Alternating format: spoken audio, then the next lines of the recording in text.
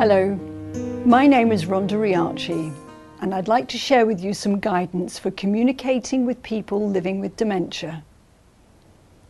My research with professional carers has given me an insight into how to help a person with dementia to be calm and stay calm, and how to avoid accidentally provoking a negative or violent response when you're just trying to do your job.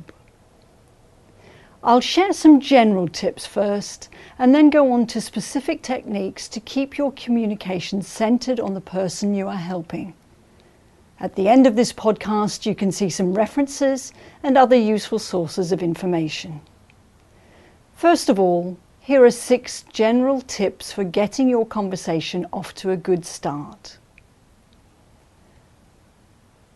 Tip number 1. Slow down and be calm. People living with dementia need more time to process what you are saying to them. If you've been in a hurry, take a deep breath and slow down before you engage with the person. Tip number 2.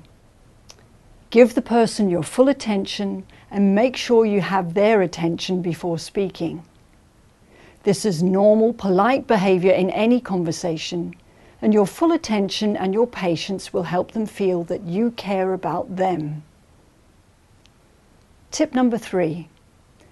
Put yourself at their level and face them so that they can see your face.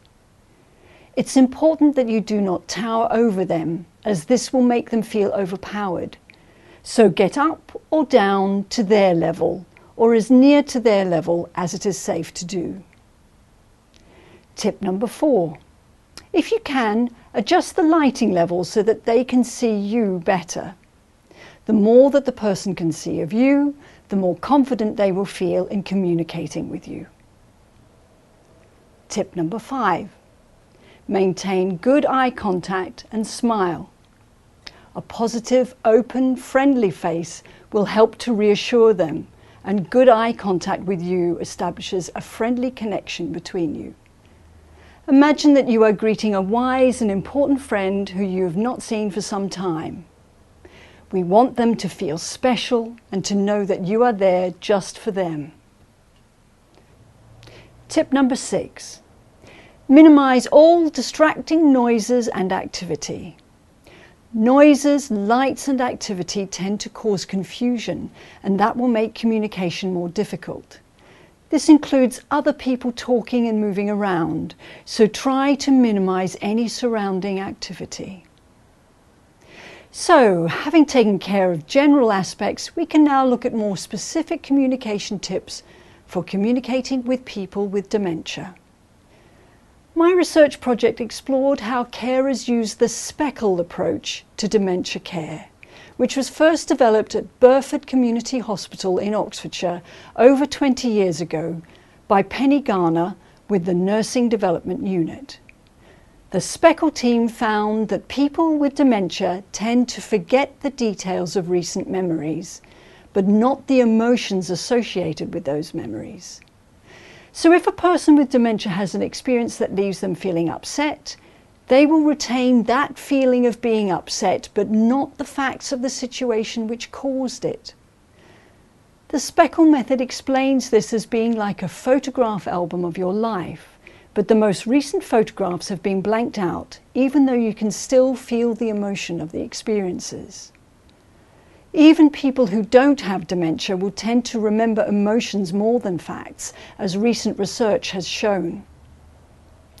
Tom Kitwood and Catherine Breeden, who pioneered person-centered dementia care, stressed that emotions come first for the person with dementia. Likewise, Christine Bryden, who has lived with dementia for 20 years, wrote, "It is the emotion I connect to, not the cognitive awareness of the event." To help carers to work with the strong emotions which people with dementia often express, the speckle method recommends that we keep the person with dementia calm and happy and actively avoid situations that generate upsetting emotions. Any carer can use the 3 golden rules from the speckle approach, which are: don't ask questions, don't contradict, and listen to the person with dementia and learn from them. Let's explore the 3 golden rules in turn. Number 1, don't ask questions. Avoid asking questions because the person with dementia often cannot remember things which most other people could easily recall. This applies particularly to short-term memories of factual details such as what they had for breakfast this morning and whether they took their medicine. Each new question can seem like an interrogation to the person with dementia, and this will tend to make them feel anxious. Instead of asking questions, make suggestions and use body language and gestures to convey the meaning, such as, "I think we should sit down now," and mime the action of sitting down to show what you mean. Better still, sit down with them if you can. This will help them to feel less lonely. Dementia can make people feel very vulnerable and lonely, and we want to avoid that. Number 2, don't contradict the person with dementia. The person with dementia may appear to experience a different reality from ours. They may believe they are back at school, for example, even though they are 80 years old. Many carers, and not just those using Speckle, have found that contradicting the person with dementia will tend to make the person upset and possibly very angry. So show that you understand, nod your head in agreement with them, even if it seems strange to you. Feelings come first for the person with dementia, and if you agree with them, they will feel better about themselves. Number 3, listen to the person with dementia and learn from them. A person with dementia may repeatedly ask you a question which you find difficult to answer. For example, they may ask you where their mother is when you know that their mother died many years ago. The reason for the question may not be about information that they are missing, but may be an indirect way for the person to express that they are becoming anxious about something. Speckle stresses that it is important that you answer the question, but in a way that reassures the person. The facts about the situation are not so important, but it is vital that you avoid making the person anxious. So a response like, "Mother's gone shopping, she won't be long," is the sort of response that will tend to reassure the person. If you insist on telling them that mother is dead, you may find that they start grieving for the loss of their mother all over again, and they won't be in a mood to cooperate with you. If there is a carer who knows the person well, they may be able to tell you a specific response that will reassure that person.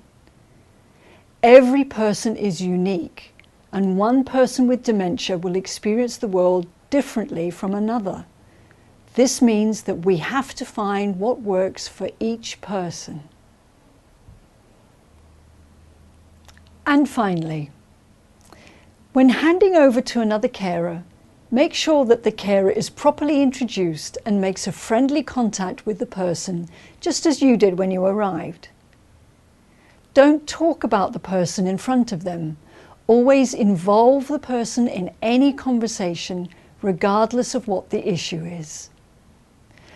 Use we and us and our in your statements, like, "We can go to the hospital now, let's go together."